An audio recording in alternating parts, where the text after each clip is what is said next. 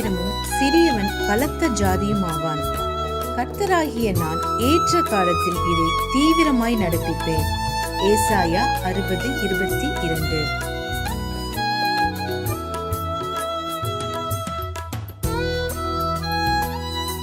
A little one shall become 1,000, and a small one a strong nation. I, the Lord, will hasten it in His time. Isaiah 60:22. ஆண்டவரும் இரட்சகருமாகிய இயேசு கிறிஸ்துவின் நாமத்தினாலே YouTube channel மூலமாக செய்தியை கேட்டுக்கொண்டிருக்கிற தேவ பிள்ளைகள் யாவருக்கும் God Goes His Ministry சார்பாக அன்பின் வாழ்த்துதலை தெரிவித்துக் கொள்கிறேன். இந்த 6வது மாதமாகிய ஜூன் மாதத்திலே கர்த்தருடைய கிருபையும் இரக்கமும் சமாதானமும் உங்களோடும் உங்கள் குடும்பங்களோடும் தங்கியிருப்பதாக. தேவனுடைய சமாதானம் உங்களுடைய இல்லங்களிலே உங்களுடைய தனிப்பட்ட வாழ்க்கையிலே காணப்பட வேண்டும் என்று வாழ்த்தி ஆசீர்வதிக்கிறேன். உங்களுக்காகவும் உங்கள் குடும்பங்களுக்காகவும் தினந்தோறும் ஜெபித்து வருகிறோம். தேவனாகிய கர்த்தர் இந்த மாதத்திலே நம் கண்ணீருக்கெல்லாம் ஒரு பதிலை தர உண்மையுள்ளவராயிருக்கிறார் என்பதை நான் விசுவாசிக்கிறேன். நீங்களும் அதை விசுவாசித்து தேவனுடைய நாமத்தை மகிமைப்படுத்தி உங்களை ஒப்பு கொடுங்கள். கர்த்தருடைய வார்த்தையை விசுவாசிக்கிறவர்களுக்கு தேவனுடைய வார்த்தையினால் உண்டான சமாதானமும் மகிமையும் இரக்கமும் நிச்சயம் கிடைக்கும் என்பதில் சந்தேகமில்லை. இந்த மாதத்தில் கர்த்தருடைய வார்த்தை உங்கள் வாழ்க்கையில் கிரியை செய்யும்படியாக நீங்கள் உங்களை தேவனுக்கு முன்பாக ஒப்புக்கொடுங்கள். தேவனாகிய கர்த்தர் உங்களையும் உங்கள் குடும்பங்களையும் ஆசீர்வதிப்பாராக. ஆமென்.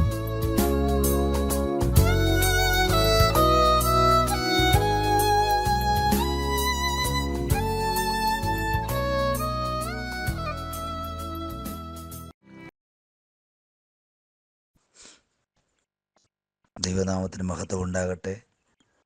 അനുഗ്രഹിക്കപ്പെട്ട നല്ല നിമിഷത്തിനായി കർത്താവിന് നന്ദി അർപ്പിക്കുന്നു. ശ്രവിക്കുന്ന എല്ലാ പ്രിയപ്പെട്ടവർക്കും വിശേഷാൽ തോമാസാർ അവറുകൾക്കും യേശു ക്രിസ്തുവിൻ്റെ നിസ്തുല്യ നാമത്തിൽ സ്നേഹവന്ദനം. ഒരു ദിവസം കൂടെ ദൈവത്തെ സ്തുതിക്കുവാൻ ദൈവം നമുക്ക് ആരോഗ്യബലവും നൽകിയത് ഓർത്ത് ദൈവത്തിന് നന്ദി അർപ്പിക്കുന്നു. എല്ലാവരും ദൈവം അനുഗ്രഹിക്കട്ടെ എന്ന് പ്രാരംഭത്തിൽ പ്രാർത്ഥിക്കുന്നു. അല്പസമയത്തെ ചിന്തയ്ക്ക് ആധാരമായി 119 സങ്കീർത്തനം 18 വാക്യം വായിക്കുന്നു. 119 സങ്കീർത്തനം 18 വാക്യം. നിന്റെ ന്യായപ്രമാണത്തിലെ അത്ഭുതങ്ങളെ കാണേണ്ടതിന് എൻ്റെ കണ്ണുകളെ തുറക്കേണമേ. വളരെ ആഗ്രഹത്തോടെ അഭിവാഞ്ചയോടെ പ്രാർത്ഥിക്കുന്ന ഒരു ഭക്തൻ. ന്യായപ്രമാണത്തിലെ അത്ഭുതങ്ങൾ കാണുവാൻ എൻ്റെ കണ്ണൊന്ന് തുറക്കണമേ. ന്യായപ്രമാണം എന്നത് നമുക്ക് വളരെ വ്യക്തമായിട്ടറിയാം. ന്യായമായിട്ടുള്ള പ്രമാണമാണ് ന്യായപ്രമാണം. ഈ ന്യായപ്രമാണത്തിനകത്ത് ഒരുപാട് അത്ഭുതങ്ങളുണ്ട് എന്ന് ദൈവത്തിൻ്റെ ഭക്തൻ പറയുക. പക്ഷെ അതൊന്ന് കാണേണ്ടതിന് വേണ്ടി ഞങ്ങളുടെ കണ്ണുകളെ ഒന്ന് തുറക്കണമേ. ന്യായപ്രമാണത്തിലെ അത്ഭുതം യേശുക്രിസ്തുവാണ് എന്ന് നമുക്ക് വളരെ വ്യക്തമായിട്ടറിയാം. ന്യായപ്രമാണത്തിലെ പരമപ്രധാനമായ ഏറ്റവും വലിയ അത്ഭുതം യേശുക്രിസ്തുവാണ്. ഇസ്രായേൽ മക്കൾക്ക് ദൈവം കൊടുത്തിരിക്കുന്ന പ്രമാണമാണ് ന്യായപ്രമാണം. ആവർത്തന പുസ്തകം 28 അധ്യായത്തിൽ നമ്മൾ വായിക്കുന്നു, ന്യായപ്രമാണം അനുസരിച്ചാൽ നിങ്ങൾക്കുണ്ടാകുന്ന നന്മ, ന്യായപ്രമാണം തിരസ്കരിച്ചാൽ നിങ്ങൾക്കുണ്ടാകുന്ന ശിക്ഷ എന്നീ വിഷയത്തെ ആസ്പദമാക്കി അനുഗ്രഹിക്കപ്പെട്ട നിലയിൽ ദൈവത്തിൻ്റെ ഭക്തൻ അവിടെ എഴുതിയത് നമുക്ക് കാണാൻ സാധിക്കുന്നു. അങ്ങനെയെങ്കിൽ ഈ ന്യായപ്രമാണത്തിനകത്തൊരു അത്ഭുതമുണ്ട്. അത്ഭുതങ്ങളെ ഒന്ന് കാണുവാൻ എൻ്റെ കണ്ണ് തുറക്കണം. ന്യായപ്രമാണം സ്വീകരിച്ച മനുഷ്യൻ അവർ പട്ടുപോയ സംഭവം നമുക്കറിയാം. ന്യായപ്രമാണം അനുസരിച്ച മനുഷ്യൻ പട്ടുപോയ ചരിത്രമുണ്ട്. പലരും പട്ടുപോയി, കനാന്തേശത്തേക്ക് എത്തിയില്ല.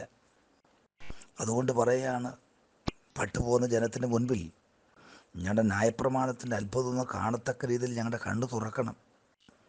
ന്യായപ്രമാണം കയ്യിൽ വാങ്ങിച്ച് മോശ ഇറങ്ങി വരുമ്പോൾ അവിടെ നടക്കുന്ന ആരാധനകളും ആഘോഷമെല്ലാം കണ്ടിട്ട് മോശയ്ക്ക് വെറുപ്പുണ്ടായെന്നാണ്. ഇപ്പം ന്യായപ്രമാണം കയ്യിലിരിക്കുമ്പോൾ തന്നെ അതിൻ്റെ അത്ഭുതങ്ങൾ കാണാൻ സാധിക്കാതെ മറ്റാഘോഷങ്ങളിലേക്കും ആർഭാടത്തിലേക്കും നയിക്കുന്ന ജനസമൂഹത്തെ കണ്ട് കോപമുണ്ടായ മോശ. ഇതുപോലെ തന്നെയാണ് ഇന്നത്തെ കാലത്തും ദൈവികമായ പ്ലാനുകളും പദ്ധതികളും ദൈവം നമുക്ക് നൽകിയിരിക്കുമ്പോൾ അതിൻ്റെ അകത്ത് അത്ഭുതങ്ങൾ കാണുവാൻ കഴിയാതെ കണ്ണുകളെ കുരുടാക്കി വെച്ചിരിക്കുന്ന ചില മനോഭാവങ്ങളെ ദൈവം ഇന്ന് മാറ്റി ന്യായപ്രമാണത്തിന് അത്ഭുതം ഇന്ന് എനിക്ക് വേണ്ടി ദൈവം ചെയ്യുന്നു, ഞാനത് കാണുമെന്ന് വിശ്വസിക്കത്തക്ക രീതിയിൽ ഒരത്ഭുതം ദൈവം ചെയ്യാൻ പോകുക. ന്യായപ്രമാണത്തിൽ അത്ഭുതം കാണുവാൻ കണ്ണു തുറക്കണം.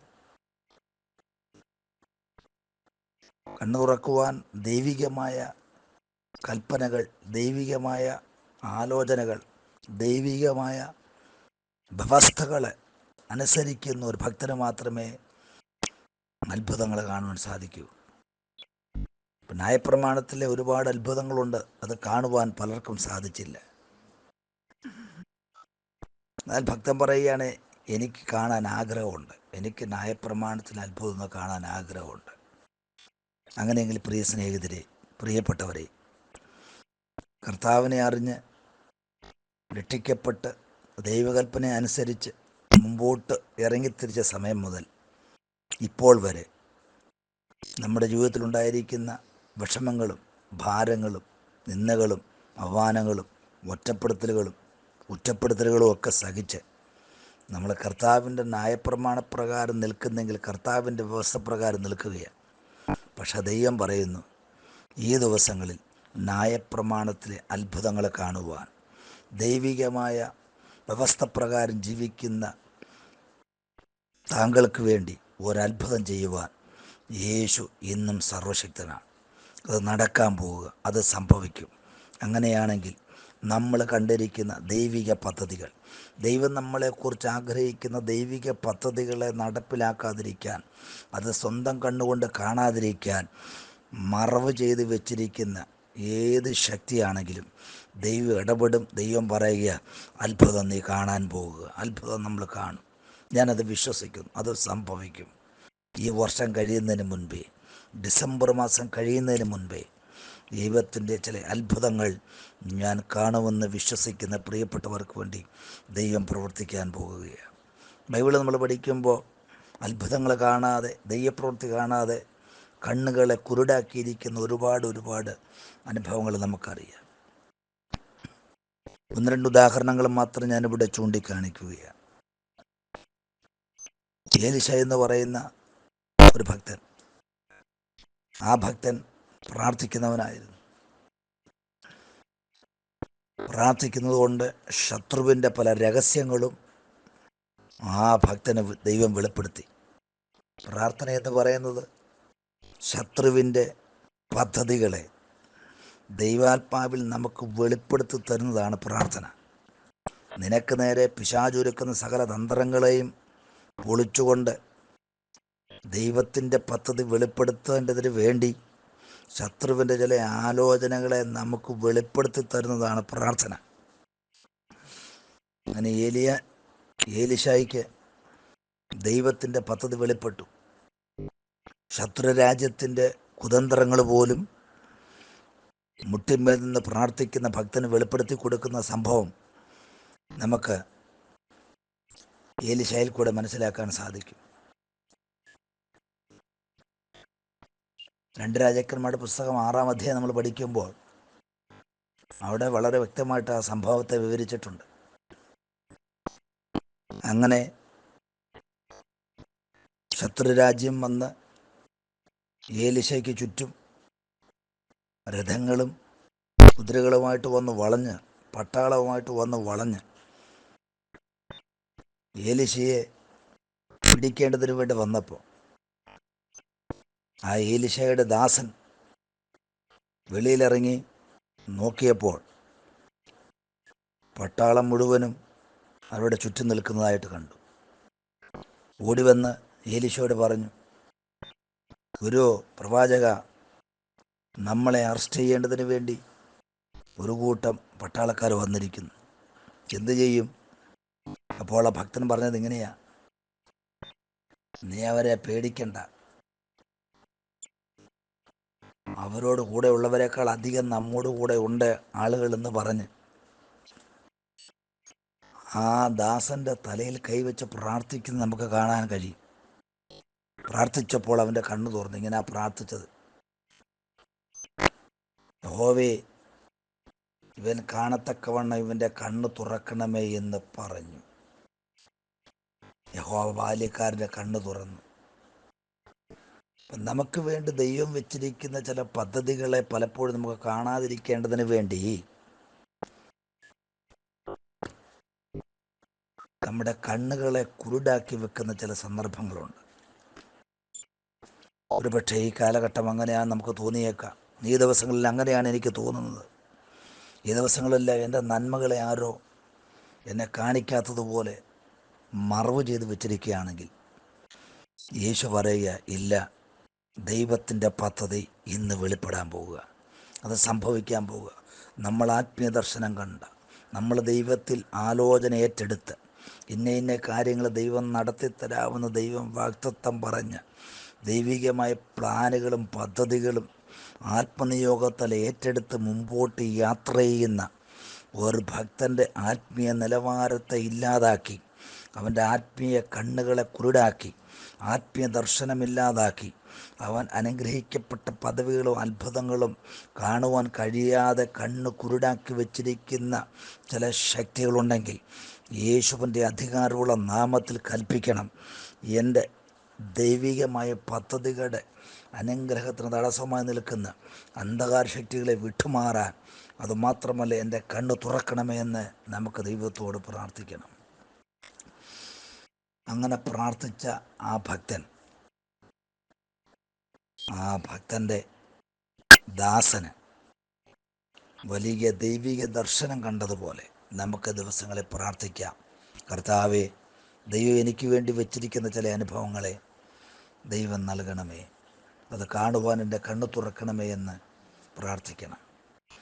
നമ്മുടെ പ്രവർത്തന മേഖലകളിൽ, വീടിനകത്ത്, നമ്മുടെ ജോലി സ്ഥലങ്ങളിൽ, സാമ്പത്തിക വിഷയങ്ങളുടെ മേൽ, ആത്മീയ വിഷയങ്ങളുടെ മേൽ, തലമുറയുടെ വിഷയങ്ങളുടെ മേൽ, ഏതൊക്കെ വിഷയത്തിലാണ് ദൈവിക പദ്ധതികളും ദൈവികമായ ന്യായപ്രമാണത്തിന് അത്ഭുതങ്ങൾ കാണുവാൻ ഞങ്ങൾ ആഗ്രഹിച്ചിരിക്കുന്നെങ്കിൽ ആ വിഷയത്തിൻ്റെ മേൽ ദൈവത്തിൻ്റെ പദ്ധതി വെളിപ്പെടാൻ പോവുക. ഒന്ന് പ്രാർത്ഥിക്കാമോ? കണ്ണ് തുറക്കണമേ, എൻ്റെ കണ്ണൊന്ന് തുറക്കണമേ, എൻ്റെ കണ്ണ് തുറക്കണമേ. അതുകൊണ്ട് വിശ്വാസത്താൽ പറ. ഞാനും വിശ്വസിച്ച് പറയുന്നു, ഈ ദിവസങ്ങളിൽ ദൈവം എന്നോട് പറഞ്ഞ വിഷയങ്ങളുടെ മേൽ ദൈവം എൻ്റെ കണ്ണ് തുറന്നത് കാണിക്കുവാനായിട്ട് ആഗ്രഹിക്കുന്ന ദിവസങ്ങളെന്ന് ഞാൻ വിശ്വസിക്കുന്നു. അതുകൊണ്ട് ധൈര്യപ്പെടും. അങ്ങനെയാണെങ്കിൽ ഈ ദൈവത്തിൻ്റെ പദ്ധതി നടപ്പാക്കാതിരിക്കാൻ ഈ ലോകത്തിൻ്റെ ദൈവം മനുഷ്യൻ്റെ മനസ്സ് കുരുടാക്കുന്നു എന്നൊരു വാക്യമുണ്ട്. 2 കൊരിന്ത്യർ 4 അധ്യായത്തിൻ്റെ 4 വാക്യമാണ്. ക്രിസ്തുവിൻ്റെ തേജസ്സുള്ള സുവിശേഷത്തിൻ്റെ പ്രകാശനം ശോഭിക്കാതിരിക്കാൻ ഈ ലോകത്തിൻ്റെ ദൈവം അവിശ്വാസികളുടെ മനസ്സ് കുരുടാക്കി.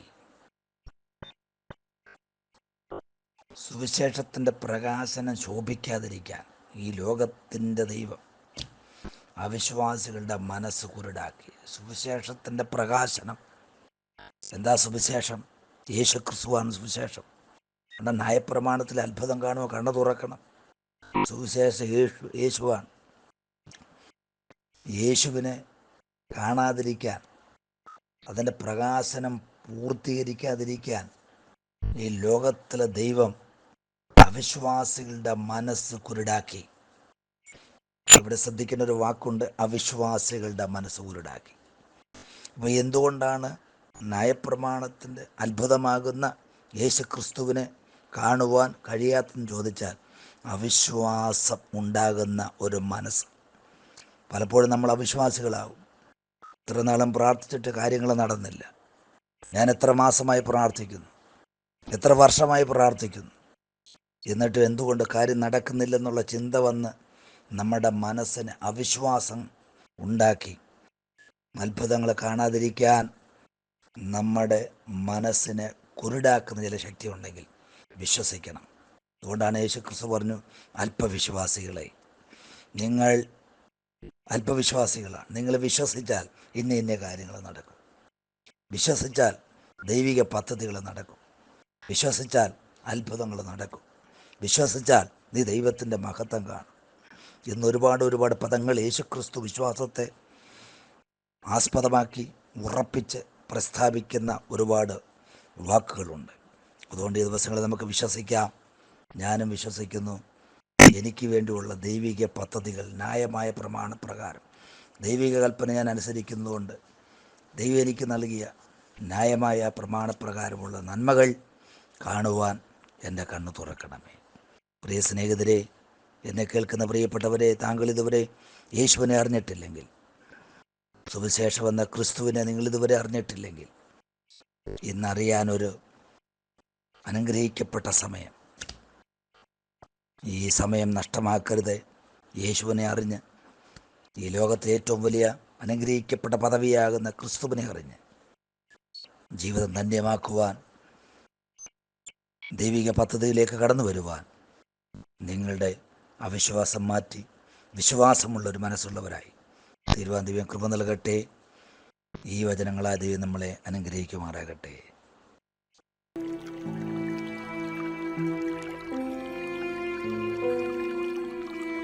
நானும் என் வீடும் என் வீட்டார் அனைவரும் ஓயாமல் நன்றி சொல்வோம். நானும் என் வீடும் என் வீட்டார் அனைவரும் ஓயாமல் நன்றி சொல்வோம். ஒரு கரு போல காத்தீரே நன்றி, என்னை சிதையாமல் சுமந்தீரே நன்றி. ஒரு கரு போல காத்தீரே நன்றி, என்னை சிதையாமல் சுமந்தீரே நன்றி.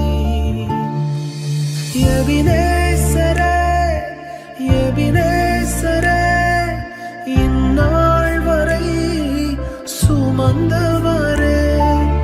எபினேசரே, எபினேசரே, என் நினைவாய் இருப்பவரே. நன்றி, நன்றி, நன்றி. இதயத்தில் சுமந்தீரே நன்றி. நன்றி, நன்றி, நன்றி. கரு போல சுமந்தீரே நன்றி.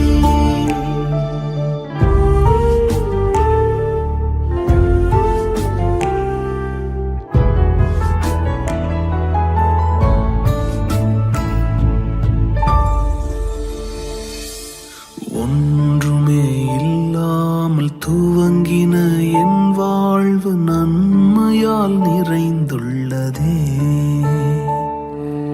ஒன்றுமே இல்லாமல் துவங்கின என் வாழ்வு நன்மையால் நிறைந்துள்ளதே. ஒரு தீமையும் நினைக்காத நல்ல ஒரு தகப்பன் உமை போல இல்லை.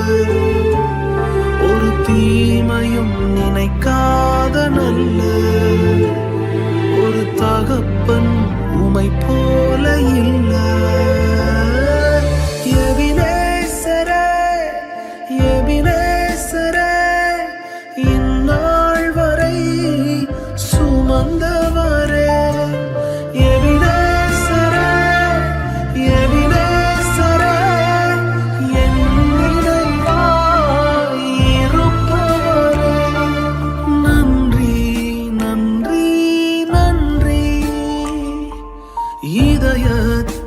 சுமந்தீரே நன்றி நன்றி நன்றி நன்றி.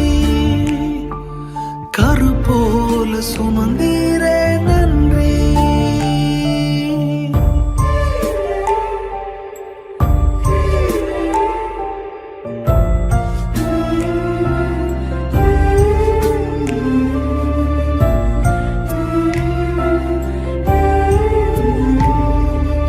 அன்றன்றைக்கான என் தேவைகள் யாவையும் உம் கரம் நல்கியதே.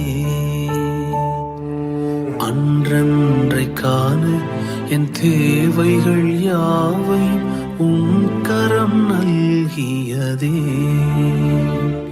நீர் நடத்திடும் விதங்களை சொல்ல பூரண வார்த்தையே இல்லை.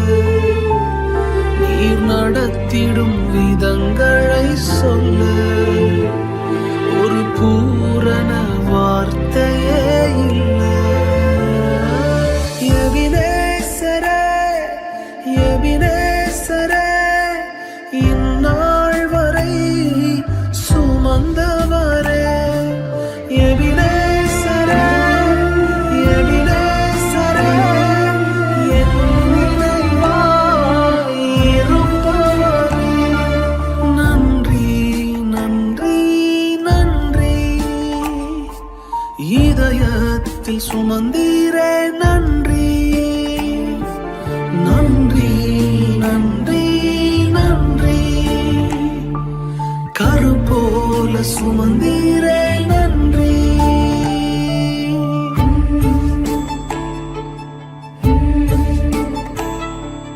ஞானிகள் மத்தியில் பைத்தியம் என்னையும் அழைத்தது அதிசயமே. நான் இதற்கான பாத்திரன் அல்ல.